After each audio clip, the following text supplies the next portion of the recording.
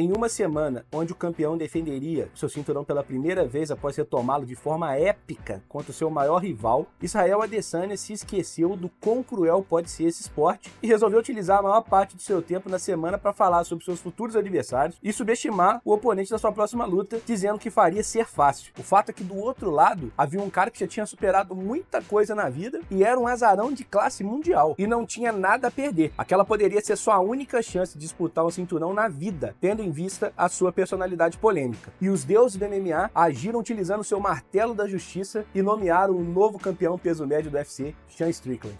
No vídeo de hoje falaremos sobre tudo que envolveu essa luta épica no UFC 293, que tornou Sean Strickland o novo campeão do UFC.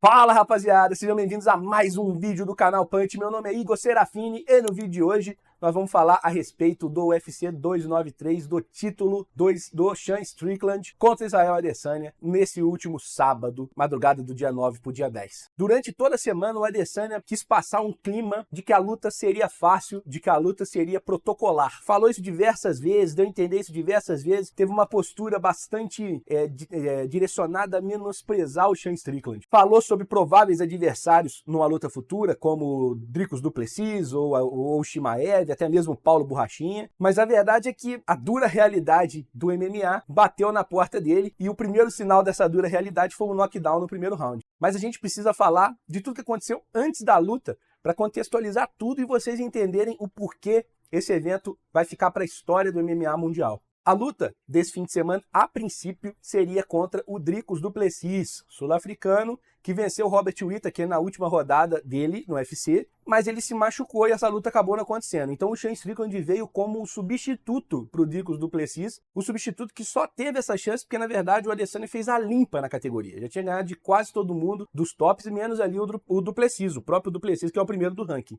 Então o Strickland, na verdade, teve menos antecedência do que de costume para se preparar para essa luta. Não foi assim muito em cima da hora, mas ele teve menos antecedência do que 3 meses de camp, mais um mês de preparação para o camp. Porque, claro, você faz o camp de 3 meses, mas tem um período de preparação. E o Adesanya, já na semana da luta, tentou demonstrar um respeito, mas um falso respeito, um respeito que não se provou na prática ao longo da semana. Sobre a luta, ele falou o seguinte: nunca subestimo ninguém. Estava pensando no Bisping vs Rockhold, quando o Bisping finalmente o venceu. Pegou a luta com 1 semana e meia, foi lá e chocou o mundo. É uma realidade possível. Meu trabalho é me certificar de que não aconteça nessa realidade. Estou ciente dos perigos que ele traz e nas coisas que ele é bom. Não vou subestimar esse cara, mas ao mesmo tempo não vou superestimar ele. Quero fazer parecer fácil. Vou fazer parecer fácil pelo trabalho que estamos fazendo agora. Eu sei disso. Ele tem uma guarda boa, um jab bom e, sendo sincero, ele é maluco. Esse é o fator X, mas eu também sou. Depois desse discurso aí, parece que ele queria respeitar a luta, mas na prática isso não aconteceu. Na prática, o que o Adesanya fez? O Adesanya ficou o tempo todo tentando ignorar o Strickland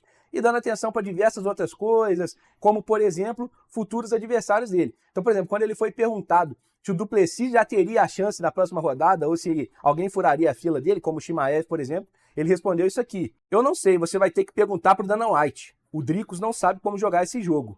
Olha, você não pode ficar sentado no seu lugar no ranking ou qualquer coisa que o valha e achar que já conseguiu.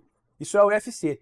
Se você olhar a história, coisas acontecem. Se ele achava que estava bem, vai ter que lutar umas 2 ou 3 vezes antes de poder disputar o título. Isso aí foi o que ele falou do du Plessis, mas ele falou também de um possível resultado da luta do Chimaev e do Borrachinha, que daria, teoricamente, um adversário para ele no futuro. Não sei quem vai ganhar, mas talvez eu tenda a dar um pouco mais de favoritismo ao Khamzat, porque eu quero sangue novo. Eu fiz o Paulo parecer fácil, mas confie em mim, ele é uma luta dura.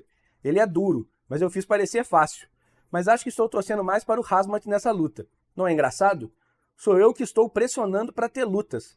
Estou até tentando ter mais uma esse ano, veremos. Então ele já tinha uma postura claramente direcionada de ser indiferente à luta contra o Strickland, como se ele já tivesse vencido o Strickland. Já pensando no futuro adversário ainda esse ano, como se ele estivesse buscando lutas esse ano, sendo que os adversários que teriam que buscar essa luta. Quer dizer, ele falava como se fosse continuar campeão e pouco se preocupou com a luta, na verdade, contra o Strickland. Mas na luta, a gente viu o choque de realidade bater na porta do Adesanya. O primeiro round, o Adesanya até começou melhor, movimentando muito bem, estava descansado, Então, como já é de praxe, ele tem essa característica de se movimentar muito bem, de ter uma movimentação muito fluida, mas ele já demonstrava um pouco de empáfia, um pouco de desprezo, já demonstrava subestimar um pouco o Sean Strickland em diversos momentos, como por exemplo ele se encurralando na grade, ficando numa posição muito desfavorável, como se ele pudesse lidar com aquilo sempre, em qualquer situação, a qualquer hora. E essa postura, na verdade, foi o que comprometeu já de cara o primeiro round, na minha opinião, até a luta toda. Porque o que aconteceu nesse primeiro round, para mim, foi determinante para o rumo psicológico da luta. Então, numa dessa de ir pra grade, ele tomou um knockdown do Sean Strickland. Tomou uma sequência, pegou direto no queixo e ele já caiu bem mal, na verdade. E por um milagre, o Strickland não acabou com a luta ali. O Israel Adesanya mostrou bastante resistência, conseguiu levantar, se recuperou. E o Strickland ficou um pouco temeroso de tomar um contragolpe, não quis entrar nessa guerra muito franca com o Adesanya e se reestabeleceu. Então ele seguiu uma estratégia de luta em pé à risca. No segundo round, o Adesanya voltou já bem, já se recuperando totalmente, aparentemente, e mudou a postura. Começou a caminhar mais para frente, tentou evitar que o Strickland colocasse ele na grade, então aquela ideia de subestimar o Strickland começou a se perder no segundo round, mas pode ter sido tarde, porque o efeito do primeiro round impactou positivamente a mentalidade do Strickland. O Strickland ficou mais confiante e o próprio Adesanya ficou mais temeroso, porque se uma mão entrou e derrubou ele ali, quase terminou a luta, é uma coisa que se aconteceu uma vez pode acontecer de novo. Então isso mexe com a cabeça do atleta, obviamente, pro restante da luta. Mas o fato é que ele ganhou o segundo round, ele teve o segundo round sólido, conseguiu chutar mais. Eu não sei se o Strickland ficou, por ter vencido o primeiro round, quis dar uma dosada um pouco maior, não se arriscar muito. Golpeou bem menos no segundo round. O Adesanya, especialmente na base dos chutes, porque os socos, os jabs dele não estavam achando o Strickland, mas ele chutou bastante, ganhou o segundo round, e aí a luta ficou 1-1. No terceiro round, já no intervalo do terceiro round, ele já demonstrou já para a equipe dele no corner uma frustração por não estar encontrando o jab no rosto do Strickland. E no terceiro round, o início pareceu até melhor para o Adesanya, mas na prática o round acabou indo para o Strickland pelo simples fato de que, apesar de ter tido um equilíbrio no número de golpes ali, o Strickland golpeou na cabeça os golpes dele. E o Adesanya golpeou no corpo com chutes. O Adesanya não conseguia encaixar os jabs, muito menos diretos e golpes mais contundentes. Então, enquanto o Adesanya ficava chutando, o Strickland, quando atacava a cabeça. Isso garantiu o terceiro round para ele na contagem do juiz e na minha contagem também. Volume nem sempre é necessariamente o motivo de uma vitória no round. A contundência, o local onde o golpe acertou, também é determinante. No quarto round, o Adesanya já voltou dando indícios de que estava se cansando. E isso aí, na verdade, é um efeito colateral do jogo do Adesanya. Contra o Poatan aconteceu a mesma coisa. O Adesanya se movimenta muito, confunde a cabeça do adversário com essa movimentação, mas se a luta vai se estendendo e o adversário cansa depois dele, ou não cansa o suficiente para morrer, ele fica em apuros. No caso contra o Poatan, o Poatan só precisava de um golpe. E esse golpe veio na primeira luta entre eles. A segunda é outra história. Estamos falando aqui da primeira luta.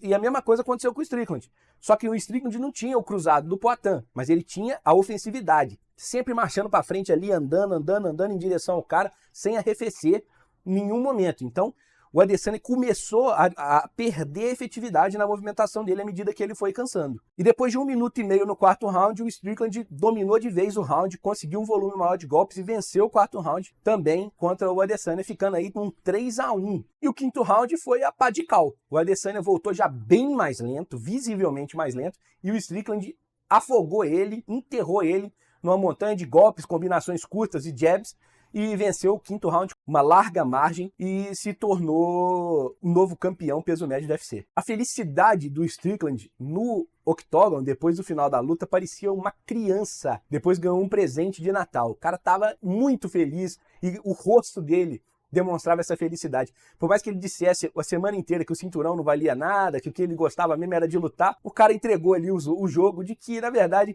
o personagem ali de vilão, de machão, de homem intolerante, de homem mau, não existe na prática. E todos os relatos aí dos bastidores de que ele é um cara legal se confirmou do sorriso de criança ali que estava na cara do maluco depois que ele foi campeão. E depois da luta, na entrevista coletiva, um pouco dessa história de que o Adesanya subestimou o Strickland se confirmou até pela fala do próprio Strickland, né? Abre aspas aí pro Strickland sobre o que aconteceu na luta.